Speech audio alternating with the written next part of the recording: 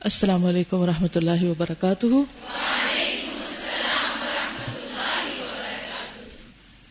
نحمده ونصلی علی رسولہ الکریم، اما بعد فاعوذ باللہ من الشیطان الرجیم، بسم اللہ الرحمن الرحیم۔ رب اشرح لی صدری ویسر لی امری واحلل عقدۃ من لسانی یفقہوا قولی۔ تو یہ بتائیے کہ نسب نامہ کس کس نے یاد کر لی ہے؟ ماشاء اللہ، پڑھیے۔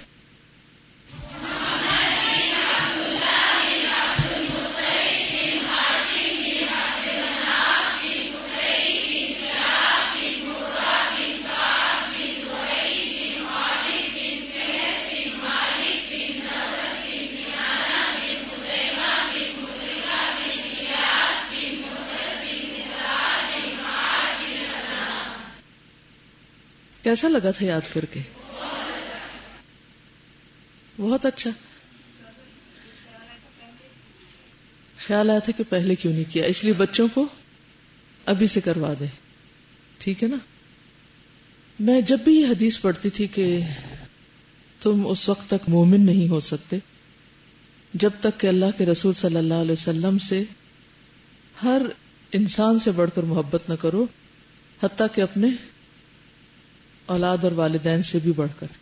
تو آج جب میں یاد کر رہی تھی تو میں نے کہا مجھے اپنے دادا سے اوپر کسی کا نام بھی نہیں آتا، لکھا ہوا ہے ایک کاغذ میں لیکن پتہ نہیں ہے۔ لیکن اللہ کے رسول صلی اللہ علیہ وسلم کے نسب میں کم از کم ناموں کی حد تک تو پہچان ہے کہ کون کیا تھا، اور اس کو پڑھ کر اور بار بار چونکہ دہرانا پڑا تو اس دہرانے میں ایک عجب لذت تھی اور واقعی ایک محبت محسوس ہوئی۔ اللہ سبحانہ تعالیٰ نے نبی صلی اللہ علیہ وسلم کو خاص طور پر اس نسل میں سے چنا۔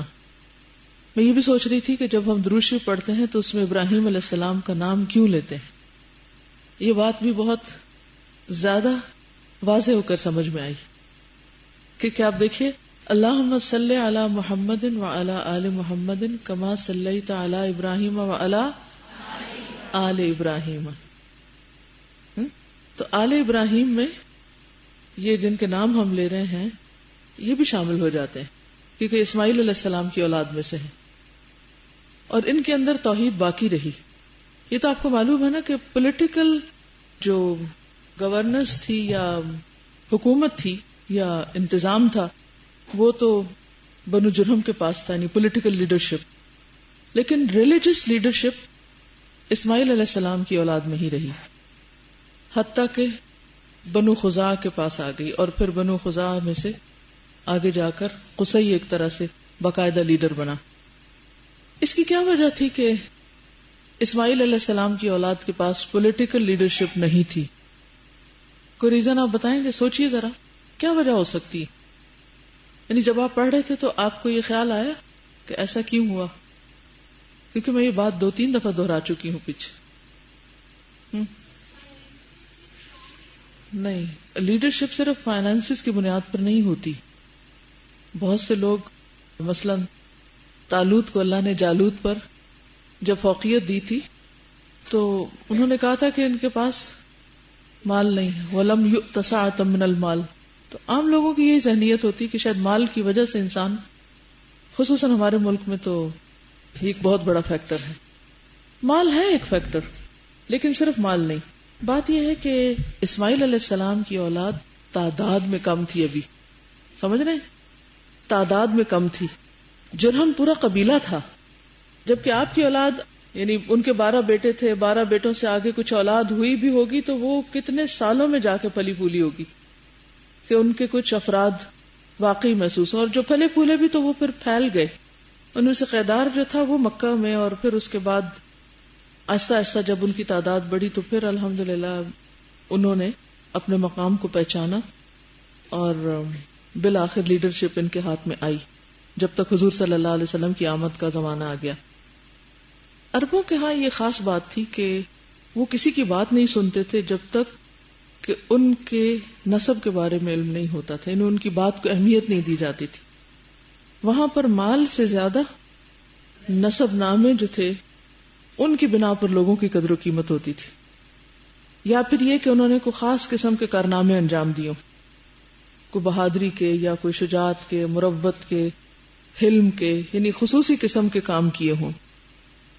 اور ایک اور بات بھی ذہن میں رہے کہ نبی صلی اللہ علیہ وسلم کا جو زمانہ تھا، یعنی وقت کے اعتبار سے بھی بہترین زمانہ تھا.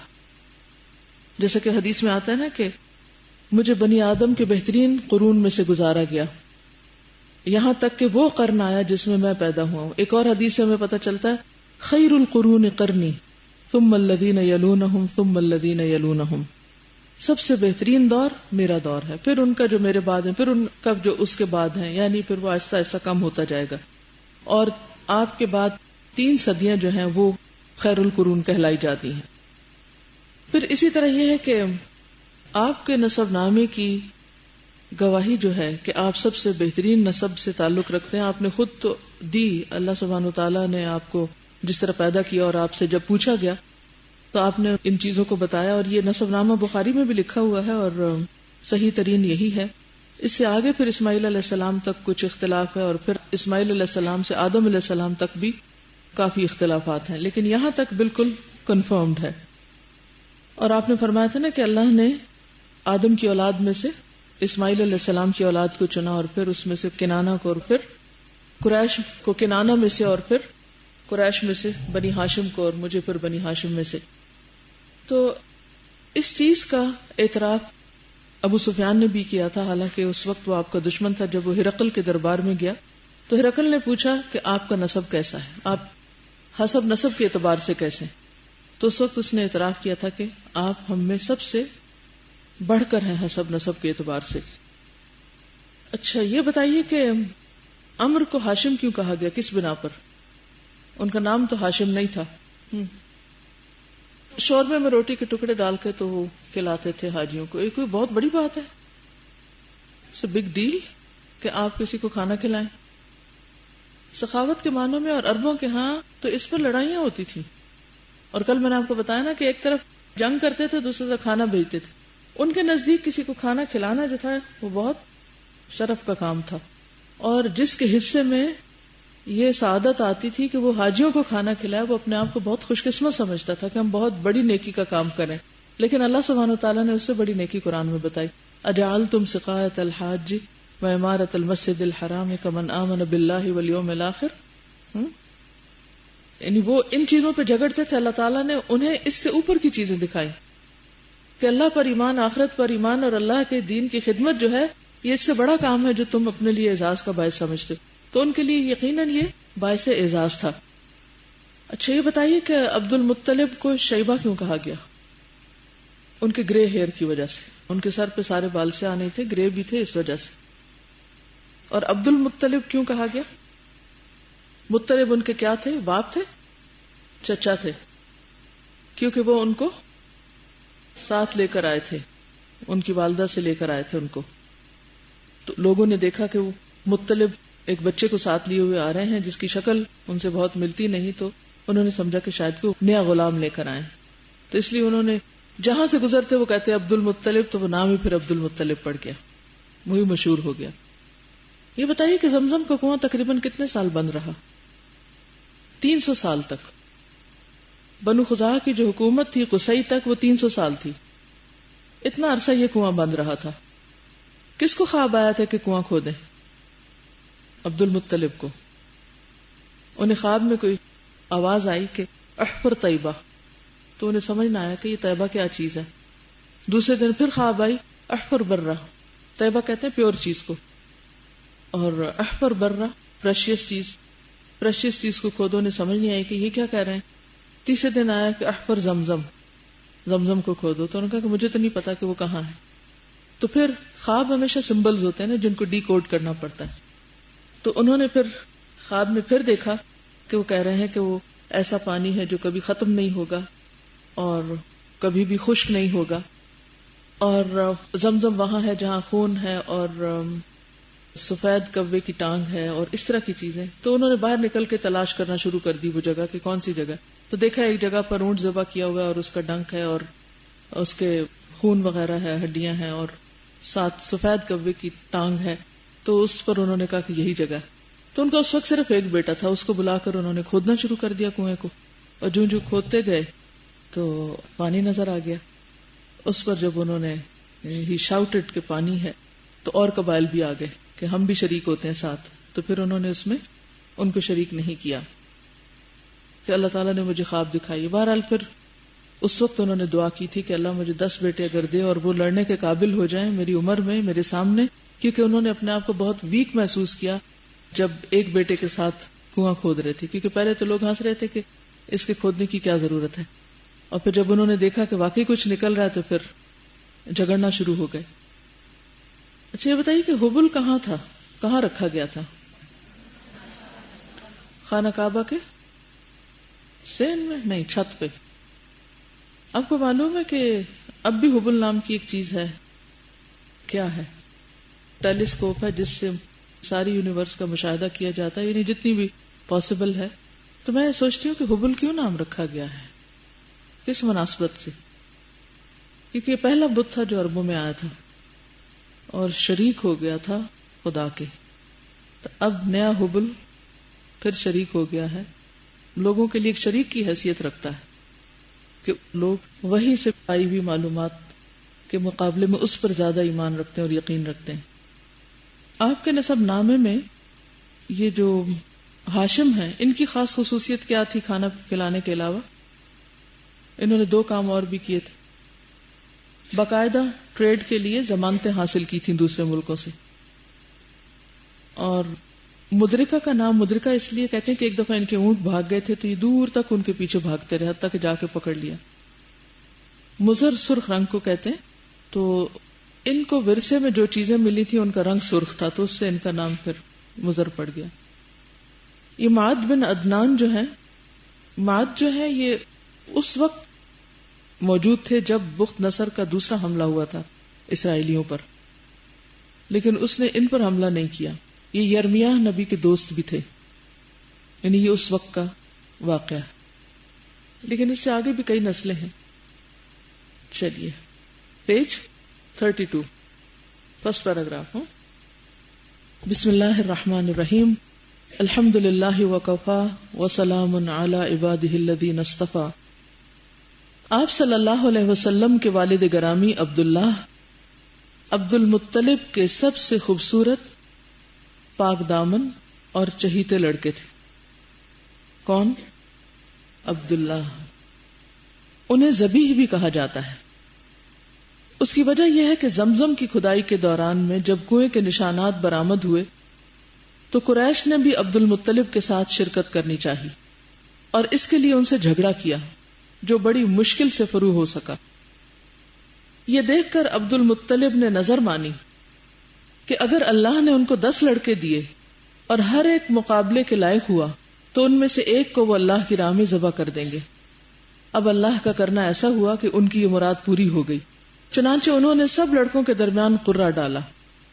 قرہ عبداللہ کے نام نکلا, لہذا ان کو ذبح کرنے کے لیے خانہ کعبہ کے پاس لے گئے, مگر قریش نے انہیں روک دیا.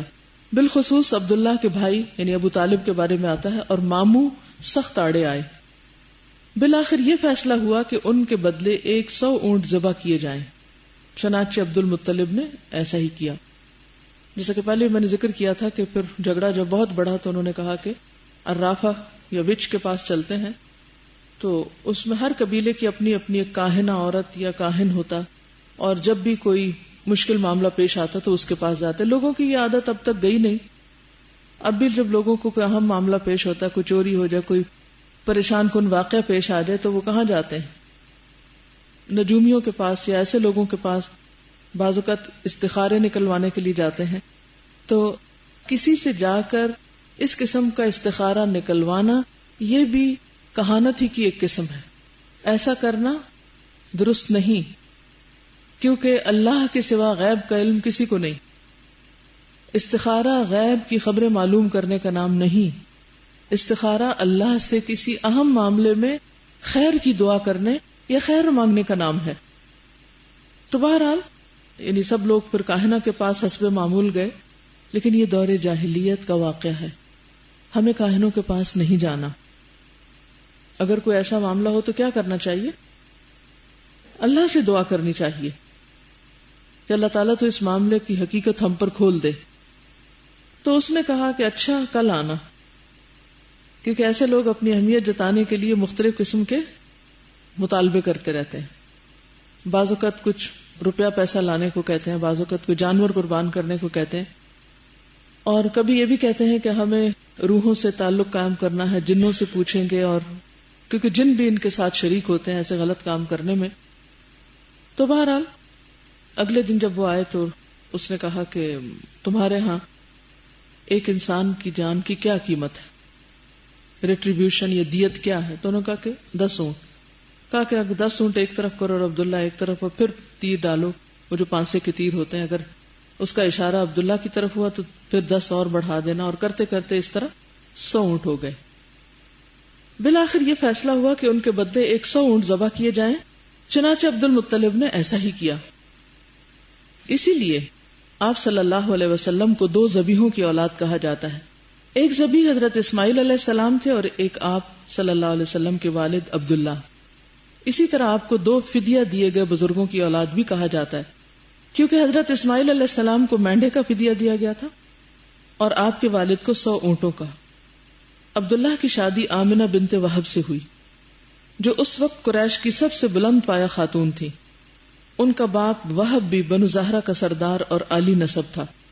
آمنہ شادی کے بعد ہی امید سے ہو گئی. ادھر کچھ عرصے بعد عبد المطلب نے عبداللہ کو تجارت کے سلسلے میں مدینہ یا شام بھیجا. واپسی پر وہ مدینہ میں انتقال کر گئے اور انہیں نابغہ زبیانی کے مکان میں دفن کر دیا گیا. اس وقت تک آپ پیدا نہیں ہوئے تھے. گویا جب آپ پیدا ہوئے تو آپ یتیم تھے، جس کا ذکر خود قرآن پاک میں کیا گیا ہے. سورۃ الضحیٰ. بسم اللہ الرحمن الرحیم. والضحى واللیل اذا سجى ما ودعك ربك وما قلى وللآخرة خير لك من الأولى ولسوف يعطيك ربك فترضى ألم يجدك يتيما فآوى ووجدك ضالا فهدى ووجدك عائلا فأغنى فأما اليتيم فلا تقهر وأما السائل فلا تنهر وأما بنعمة ربك فحدث. اس پچھلی ساری عبارت میں جو بات مجھے خاص طور پر سمجھ میں آئی ہے اور ہمارے لیے عمل کا ایک نقطہ ہے، وہ یہ کہ انسان ہر معاملے میں، حتیٰ کہ بچوں کے نام رکھنے کے معاملے میں بھی بہترین رائے اختیار کرے. عبد المطلب کے 11 بیٹے تھے. پہلے تو حارث تھے، 10 اور ہوئے. ان کے مختلف نام تھے، ابو لہب، ابو طالب، حارث، جعفر اور بھی. لیکن ان میں سے حضور صلی اللہ علیہ وسلم کی پیدائش کے لیے کن کو چنا گیا؟ عبداللہ کو. اور یہ نام سب ناموں میں سے بہترین نام تھا. تو اس سے کیا سبق ملتا ہے؟ بامعنی نام رکھے، ہمیشہ صرف نئے ناموں کی تلاش میں نہ رہے، اچھے نام رکھے. عبداللہ اور عبد الرحمن اللہ تعالیٰ کے پسندیدہ ناموں میں سے ہیں. والدہ کا نام بھی آپ دیکھیں، آمنہ. پھر آپ کی پیدائش کا مرحلہ ہے. آپ صلی اللہ علیہ وسلم مکہ مکرمہ میں شیب بنی ہاشم کے اندر موسم بہار میں پیدا ہوئے. یہ دوشنبہ سوموار یعنی منڈے کی صبح تھی. ربیع الاول کی 9 اور کہا جاتا ہے کہ 12 تاریخ تھی. سال وہی تھا جس میں ابرہہ نے مکے پر حملہ کیا تھا. چونکہ وہ اپنے ساتھ ہاتھی بھی لایا تھا اور عربی میں ہاتھی کو فیل کہتے ہیں، اس لیے اس کا نام عام الفیل پڑ گیا. اس روز اپریل 571 کی 22 تاریخ تھی.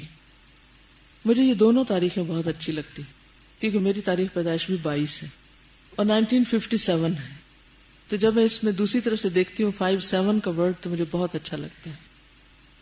بہرحال جس سے محبت و انسان اس سے دور پار کی مناسبتیں بھی ڈھونڈ لیتا ہے کہ اچھا وہ فلاں چیز ملتی. پیدائش کے وقت دایا کا کام حضرت عبد الرحمن بن عوف کی والدہ شفا بنت عمر نے انجام دیا، لیکن آپ کی وفات 8 جون 632 کو ہوئی ہے. یہاں لکھا نہیں لیکن جسٹ ایک آئیڈیا دینے کے لیے 8 جون 632 عیسوی.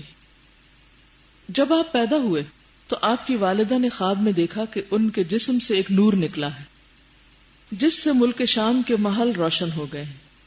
پھر والدہ نے عبد المطلب کو آپ کی پیدائش کی خوشخبری بھجوائی. پھر والدہ نے عبد المطلب یعنی دادا کو آپ کی پیدائش کی خوشخبری بھجوائی. کیوں؟ کیونکہ باپ نہیں تھے. الم یجد کا یتیمن فآوا. وہ شاداں و فرحاں تشریف لائے اور آپ کو خانہ کعبہ میں لے جا کر اللہ تعالیٰ سے دعا کی اور اس کا شکر ادا کیا، اور اس توقع پر کہ آپ کی تعریف کی جائے گی آپ کا نام محمد رکھا. پھر عرب کے دستور کے مطابق 7ویں دن عقیقہ اور ختنہ کیا اور لوگوں کی دعوت کی. یہ عقیقہ اور ختنہ دور جاہلیت میں بھی ہوتا تھا. یہ سنت تھی کس کی؟ ابراہیم علیہ السلام کی. وہ جو آتا نا وَإِذِ ابْتَلَىٰ إِبْرَاهِيمَ رَبُّهُ بِكَلِمَاتٍ فَأَتَمَّهُنْ، تو ان آزمائشوں میں سے ایک آزمائش یہ بھی بتائی جاتی ہے کہ آپ کو ختنے کا حکم دیا گیا تھا اس عمر میں، شاید 80 سال کے تھے اس وقت، تو آپ نے اللہ کے حکم آنے پر اپنا ختنہ کیا تھا. تو عرب میں بہت سی چیزیں ختم ہو چکی تھی لیکن بہت سی روایات باقی تھی. اسلام نے آ کر ان کو باقی رکھا. بعض لوگ یہ سمجھتے کہ دور جاہلیت کفار شاید بالکل ہی ملحد لوگ تھے، اگرچہ الحاد بھی تھا، یہودیت، عیسائیت، مجوسیت اور سابیز کے علاوہ، سیبین کے علاوہ ایتھیسٹ بھی تھے وہاں پر، ٹھیک ہے، لیکن بہت چند گنے چنے. مکہ میں خاص طور پر میجورٹی مشرکین کی تھی. تو یہاں پر آپ دیکھیے کہ اگرچہ وہ مشرک تھے لیکن ان کے اندر حج کا کانسیپٹ موجود تھا. اس میں بھی کئی خرافات بدعات شامل ہو گئی تھی. ننگے حج کرتے تھے اور کچھ اور غلط کام کیا کرتے تھے. عرفات تک نہیں جاتے تھے جس کی اللہ تعالیٰ نے اصلاح کی. ثم افیدوا من حیث افاض الناس. مشعر حرام کو انہوں نے مقرر کیا تھا، وہاں بیٹھ کے مجلسیں لگاتے تھے. لیکن باقی ریچول جو تھے وہ دور جاہلیت میں بھی اسی طرح ہو رہے تھے جیسے حضرت ابراہیم علیہ السلام کے زمانے سے چلے آ رہے تھے. تلبیہ تک موجود تھا، لبیک اللہم لبیک، لیکن اس میں انہوں نے اضافہ کر لیا تھا، لا شریک لک الا شریکن هو لک. اس کے الفاظ آگے بڑھا لیے تھے اپنے پاس سے. ہم نے بھی تو ایسے بہت سے کام کر رکھے نا، دین میں اپنے پاس سے اضافے کر رکھے. تو عربوں کے ہاں بھی دور جاہلیت میں یہ سب چیزیں ہوئیں. دور جاہلیت کی بہت سی چیزوں کو ریکٹیفائی کیا گیا، ان کو اصلاح کے ساتھ ویسا ہی رکھا گیا، ان میں کوئی بہت بڑی تبدیلی نہیں کی گئی. تو جہاں کہیں بھی آپ دعویٰ کا کام کریں وہاں پر اس بات کا ضرور خیال رکھیں کہ جس لوکل کلچر کے لوگ عادی ہیں ان میں جو چیزیں اسلام سے ٹکراتی نہیں، خواہ مخواہ ان کے پیچھے نہ پڑے. مثلا کوئی اگر قمیص شلوار پہنتا ہے تو اس کی وہ اتروا کے آپ کے آپ جبہ ہی پہنے یا آپ لانگ ڈریس پہنے، تو یہ ضروری نہیں ہے. جب تک کوئی چیز، یعنی ہر چیز مباح ہے جب تک اس کی حرمت کا ذکر نہ آ جائے قرآن اور سنت سے. اگر آپ ایسا کرنے لگے کہ ہر چیز کو غلط ثابت کرنے لگے اور صرف چند مخصوص چیزوں کو جو عرب کلچر کی انہی کو اسلام سمجھنے لگے تو دین تنگ ہو جائے گا، لوگوں کے لیے مشکل ہو جائے گی. آپ صلی اللہ علیہ وسلم کو آپ کے والد کی لونڈی ام ایمن گود کھلایا کرتی تھی. وہ حبشن تھی اور ان کا نام برکت تھا. پھر آپ دیکھیے ان کا نام برکت تھا. اللہ تعالیٰ نے ان پر بڑا فضل کیا، چنانچہ انہوں نے آپ کی نبوت کا دور پایا، اسلام لائی اور ہجرت بھی کی. پھر آپ کی وفات کے 5-6 مہینے بعد وفات پا گئی. وہ بہت رویا کرتی تھی. حضرت ابوبکر اور عمر ان سے ملنے کے لیے جایا کرتے تھے تو پوچھتے تھے کیوں روتی ہیں آپ؟ تو وہ کہتی تھی کہ وحی کا سلسلہ بند ہو گیا ہے. تھی وہ ایک غلام عورت لیکن ذہنی اعتبار سے سوچ کی وسعت کس قدر زیادہ تھی. تو یہ اسلام کا کمال تھا کہ لوگوں کو سوچنا سکھایا اور سوچ کے اعلیٰ معیار دیے. ہم جب پیٹی چیزوں میں پڑے رہتے ہیں نا تو ہم چھوٹی چھوٹی چیزوں کے اوپر ہی اپنی جان گنوا دیتے ہیں، تو بڑی سوچ نہیں آتی، اعلیٰ مقاصد کے لیے کام نہیں کر سکتے۔ رضاعت کیا ہے؟ دودھ پلانا۔ آپ صلی اللہ علیہ وسلم کی والدہ کے بعد سب سے پہلے ابو لہب کی لونڈی ثویبہ نے آپ کو دودھ پلایا۔ یہ صوبیہ نہیں ہوتا، ثویبہ ہوتا ہے۔ اس وقت اس کا اپنا جو بچہ دودھ پیتا تھا اس کا نام مسروح تھا۔ ثویبہ نے آپ سے پہلے حضرت حمزہ بن عبد المطلب کو، یعنی آپ کے چچا کو، اور آپ کے بعد ابو سلمہ بن عبد الاسد مخزومی کو بھی دودھ پلایا تھا، لہذا یہ تینوں آپ کے رضاعی بھائی ہوئے۔ ٹھیک ہے، ابو سلمہ کون تھے کچھ پتا آپ کو؟ ام سلمہ کے شوہر، تو وہ بھی آپ کے رضاعی بھائی تھے، اور حمزہ بن عبد المطلب بھی آپ کے رضاعی بھائی تھے۔ یہ جو ثویبہ ہیں ابو لہب کی لونڈی، جب حضور صلی اللہ علیہ وسلم کی پیدائش ہوئی تو اس لونڈی نے جا کر ابو لہب کو خبر دی تھی، تو بہت خوش ہوا، اور اس نے ہاتھ کے اشارے سے، انگوٹھے اور اس انگلی کے ہاتھ کے اشارے سے اس کو کہا تھا کہ تم آزاد ہو۔ ابو لہب کی وفات کے بعد، یہ واقعہ بخاری میں آتا ہے، ابو لہب کی وفات کے بعد اس کے کسی رشتہ دار نے اس کو خواب میں دیکھا اور پوچھا تمہارا کیا حال ہے؟ تو کہنے لگا کہ جب سے تم سے جدا ہوا ہوں ایک دن بھی آرام نہیں پایا، ایک دن بھی آرام نہیں پایا، سوائے اس کے کہ ثویبہ کو آزاد کرنے کے بدلے مجھے یہاں سے پانی پلایا گیا، اور اس نے انگوٹھے اور اس کے قریب کی انگلی کے درمیان ایک سوراخ کی طرف اشارہ کیا۔ یہ ہوتا نا چھوٹا سا، یہ لکیر کے اوپر سوراخ سا، کیونکہ اس نے اس کو یوں کہا کہ تم آزاد ہو۔ تو یہ آزادی اس نے دی تھی اس خبر کے سننے کی خوشی میں کہ بھتیجا پیدا ہوا ہے۔ اس سے کیا سیکھا آپ نے؟ اللہ تعالی کسی کی نیکی کو ضائع نہیں کرتے۔ غلاموں کو آزاد کرنا ایک بہت بڑی نیکی، کسی بھی غلام جان کو آزاد کرنا، اور وہ بھی حضور صلی اللہ علیہ وسلم کی ولادت پر، آپ کی آمد کی خوشی پر۔ بہت سے لوگ اس سے میلاد کا کانسیپٹ نکال لیتے ہیں، وہ کہتے ہیں چونکہ ابو لہب کو مرنے کے بعد صرف اتنا سا آرام ملا آپ کی پیدائش کی خوشخبری میں غلام آزاد کرنے پر، تو ہم کیوں نہ اس دن بڑے بڑے کھانے پکائیں۔ اول تو یہ ہے کہ خواب کے اندر سے کوئی شرعی حکم نہیں نکالا جا سکتا، کوئی اخلاقی اصول یا کوئی خوشخبری یا کوئی خبر تو لی جا سکتی ہے، لیکن شرعی حکم نہیں ہوتا اس پہ کوئی کہ اس کی بنا پر ہم شریعت میں کوئی تبدیلی کر ڈالیں، کہ جو کہ بخاری میں ایسی کوئی روایت آئی ہے تو اس بنا پر اب ہم میلاد منانا شروع کر دیں اور پھر بڑے بڑے کھانے بنانے شروع کر دیں، یا اس دن کوئی خصوصی صدقہ خیرات کریں۔ اگر ایسا ہوتا تو پھر آپ صلی اللہ علیہ وسلم ہمیں بتانا نہ بھولتے۔ آپ کی زندگی میں 62 بار تو یہ دن آیا ہی تھا آپ کی پیدائش کا، پھر صحابہ کی زندگی میں بھی آیا، لیکن کسی نے ایسا کوئی کام نہیں کیا۔ زیادہ سے زیادہ جو اس واقعے سے ہم سیکھ سکتے ہیں وہ یہ کہ اللہ تعالی کسی کا بھی احسان یا نیکی کو ضائع نہیں کرتے، اور ابو لہب نے جہاں دشمنی کی تھی وہاں اگر دور جاہلیت میں کوئی اچھا کام کیا تھا تو اس کے بدلے اس کو وَمَن يَعْمَلْ مِثْقَالَ ذَرَّةٍ خَيْرًا يَرَهُ، بس اتنی سی بات ہے۔